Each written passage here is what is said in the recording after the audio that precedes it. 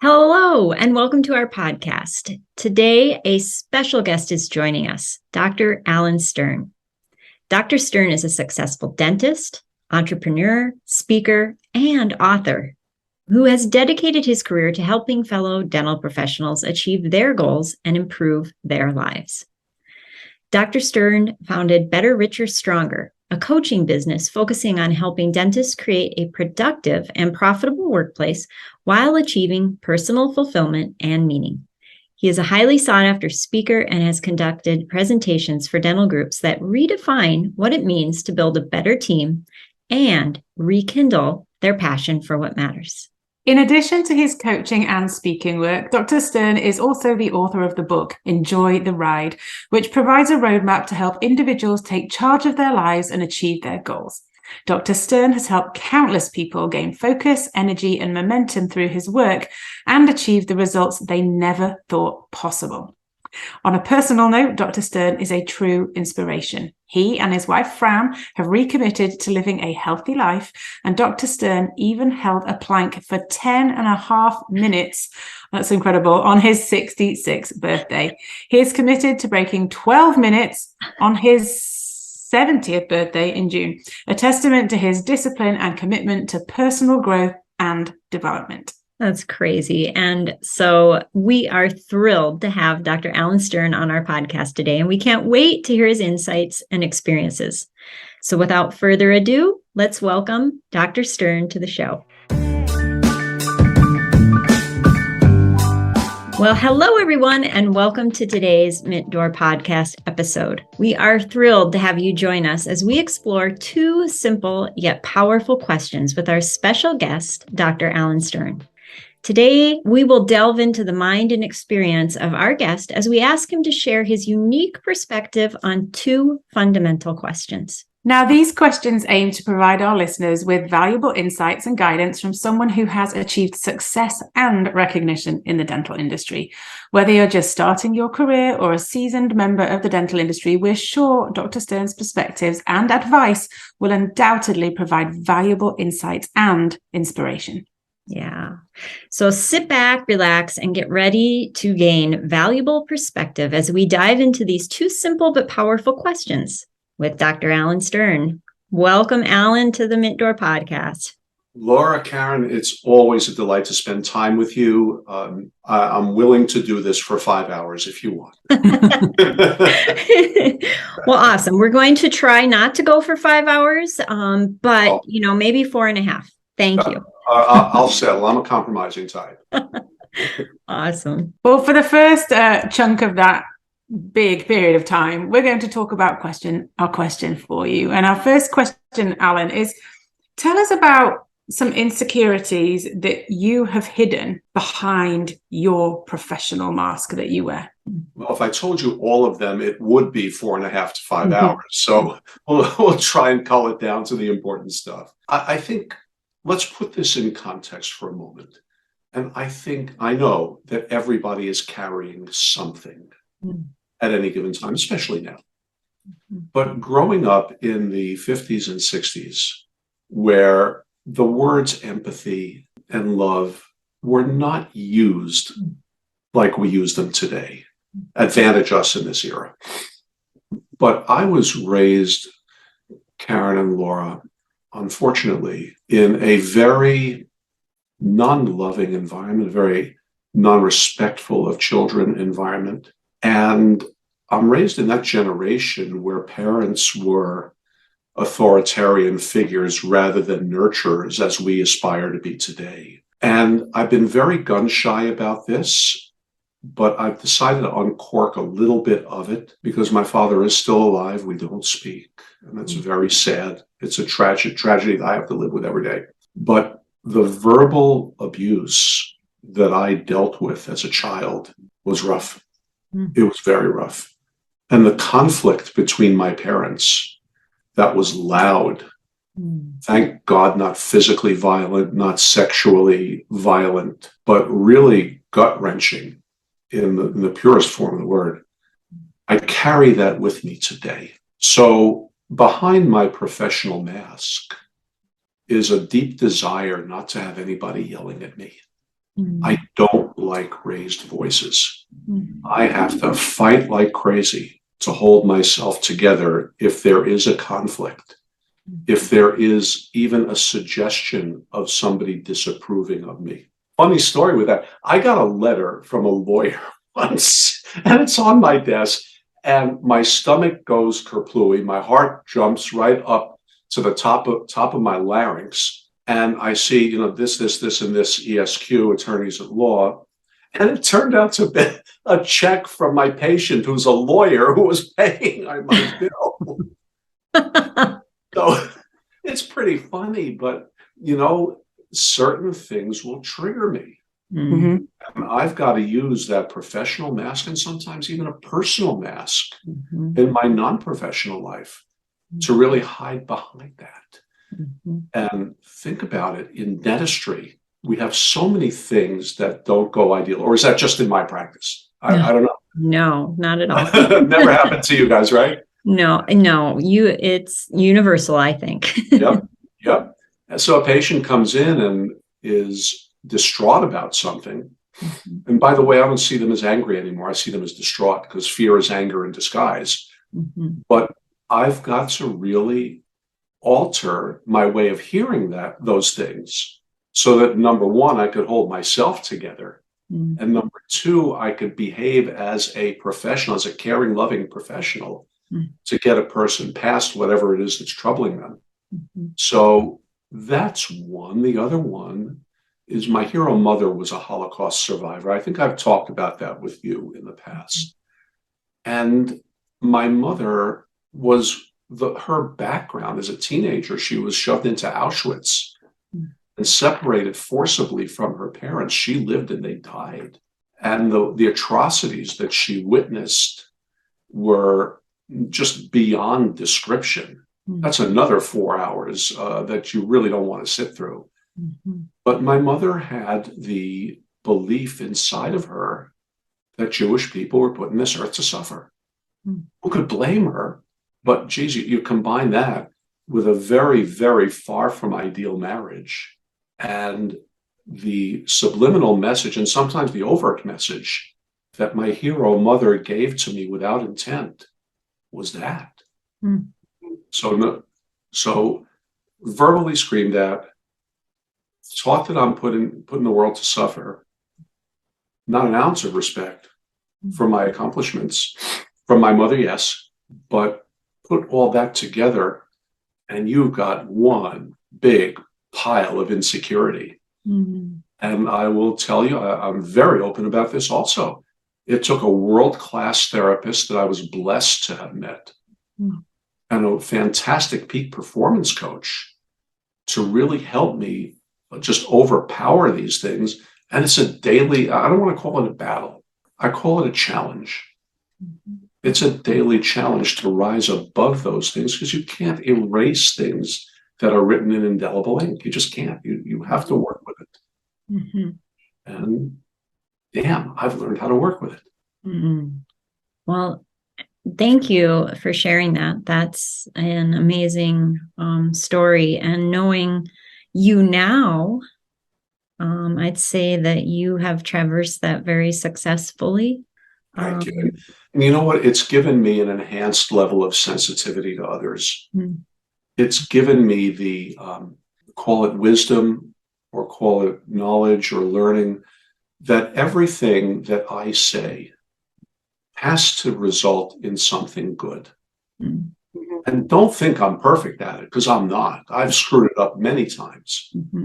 But I am very aware and intentional that the things that I say to people, including myself, have to result in something good. If I run my mouth and knowingly try to hurl a barb at somebody, I feel horrible.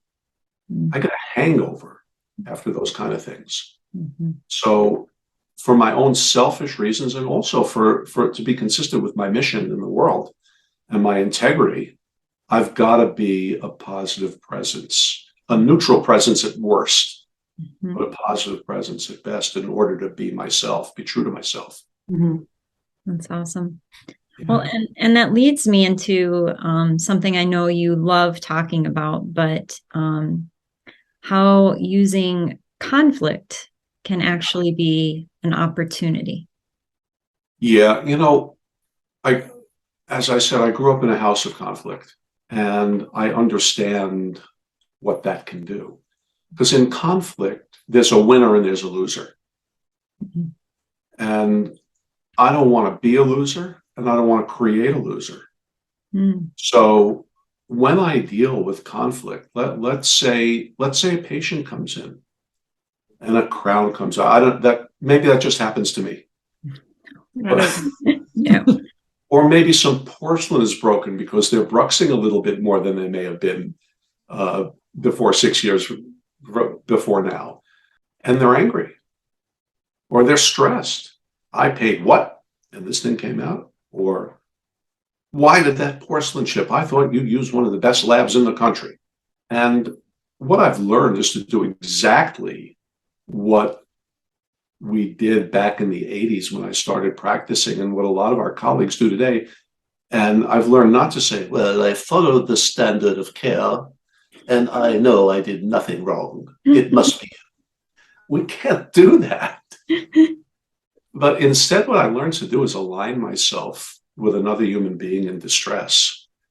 Oh my, Laura, this porcelain broke. That's got to feel a little nasty. Let's see what we can do about this, because I really want you comfortable. If we align ourselves with others, even with team members, if they're stressed out, how can I help you? What do you need me to do to make your job easy? Not how can I hold you accountable? I don't play that game either.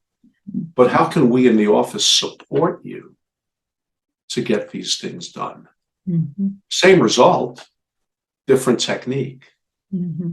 Because I want people to feel good in my presence. There's no good is going to result if you come in, Laura, and say, that crown fell out for the umpteenth time. What's wrong with you? And I say, there's nothing wrong with me. What's wrong with you? I'm in New Jersey, so I would say, you got a problem with that?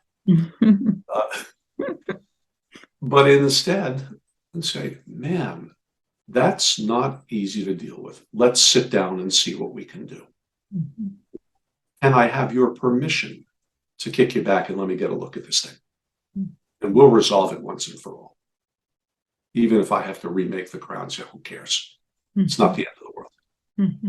But that's how we do it. I want to make people feel good, not only being in my presence, but feeling good about themselves mm-hmm. as they're in my presence. Mm-hmm.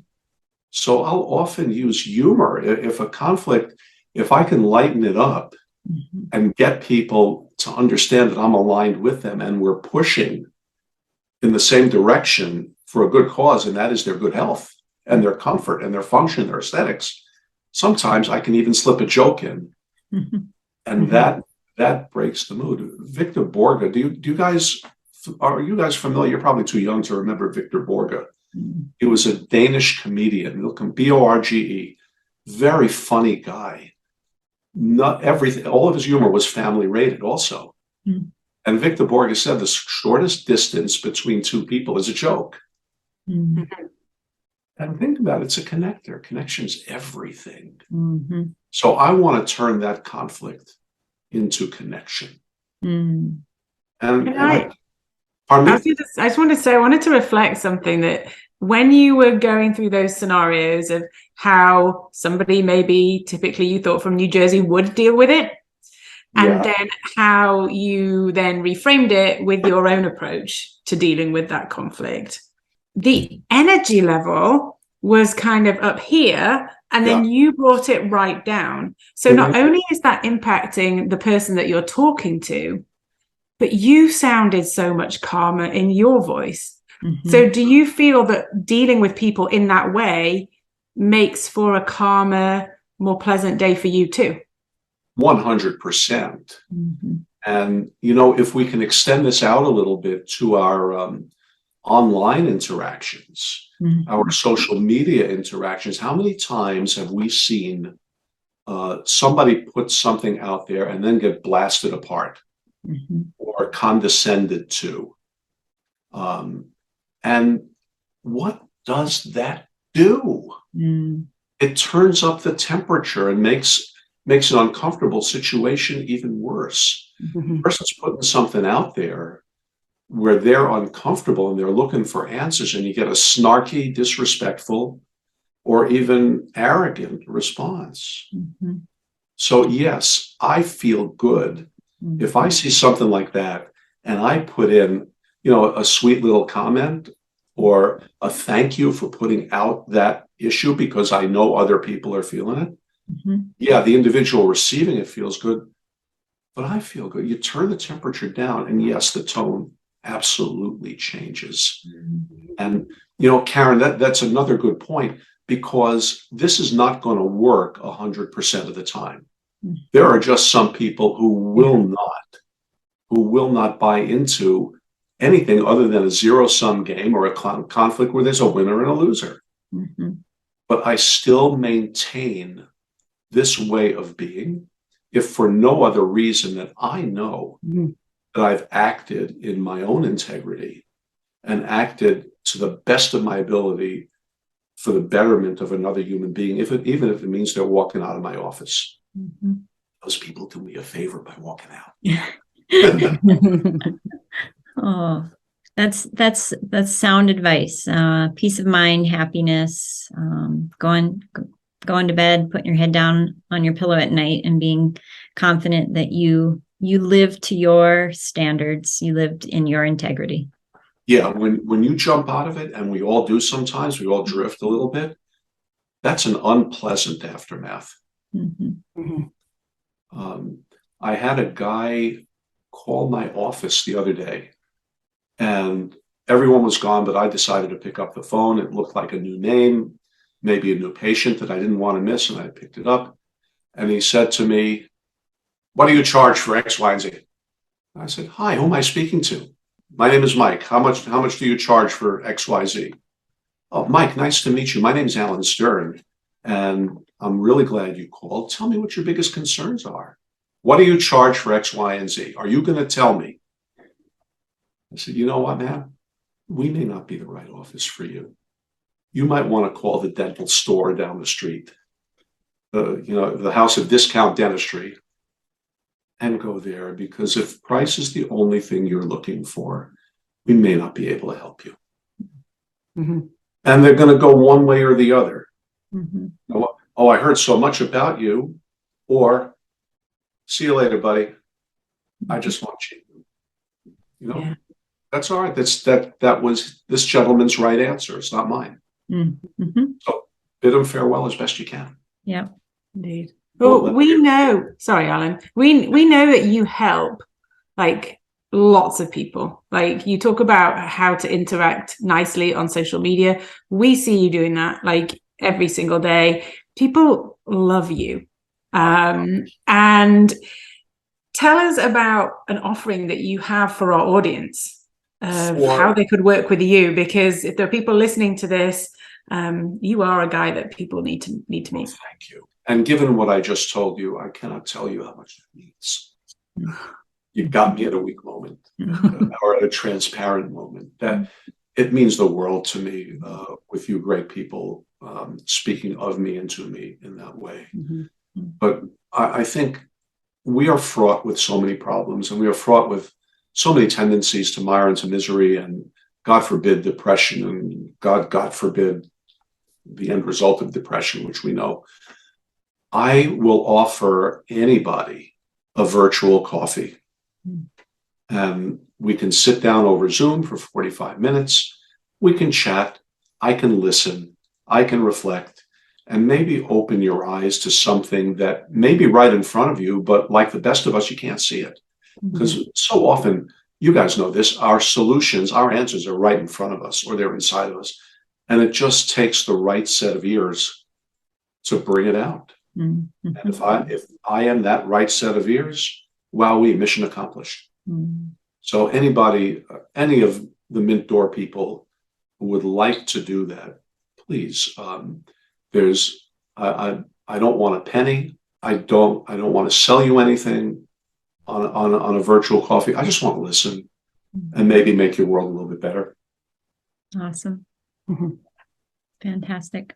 That's beautiful. And we'll make sure that we have your contact information for our listeners. But you also have a mastermind group. Tell us a little bit about that. Oh, thanks. Yeah, I am just fired up about this because sometimes groups can get together in a facilitated discussion and really solve problems that no one or two of us can do.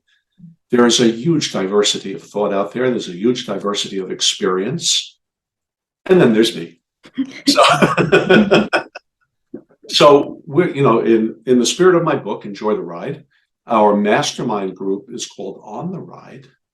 And we will address a few dozen of the potholes that I've discovered that could throw our wheels out of alignment and flatten our tires as we go along the journey. So last night we talked about the comparison trap, which is a major pothole. We're going to talk about perfection. We're going to talk about isolation, anxiety, difficult people, those kind of potholes that we run into. So we're doing this as a group. It's mostly for younger dentists. And right now we're an East Coast friendly group because my bedtime is 9 o'clock. I'm sorry. I will form a West Coast group that will meet either early mornings, West Coast time, or weekends, West Coast time. So we are looking for a couple of dozen people. I won't have more than 12 in any group. Oh, excuse me, please. Allergy season is beginning early. So those will be very intimate, safe, facilitated discussions with a specific agenda, either mine or the members. We meet twice a month, and it's very low cost. It's very easy entry. It's very easy exit. And I just want to be something that people want to come and really learn and grow with me and with a lot of their like-minded peers. There is no substitute for eye to eye. It's better in person, but if we're going to draw a national audience, this is a miracle. So we can do this eye to eye, voice to voice in real time. Yeah. Awesome. Well, we'd just like to say thank you for sharing your knowledge, your light, your expertise with so many. And we hope that our listeners found some encouragement from you and your story today. Thanks for being vulnerable and answering our questions. I should mention, Dr. Stern, you also have a wonderful, vibrant, active Facebook group called Better, Richer, Stronger. Yeah. So yeah, please check them out there, and we'll make sure and provide all links to get a hold of you if anyone's interested in that virtual coffee or the mastermind. So yeah, excellent. All right. Thanks, everybody, for being here. We adore you, our listeners. We adore you, Dr. Alan Stern, and we'll see you on the next episode of the Mentor Podcast. Thank you. Bye. Bye.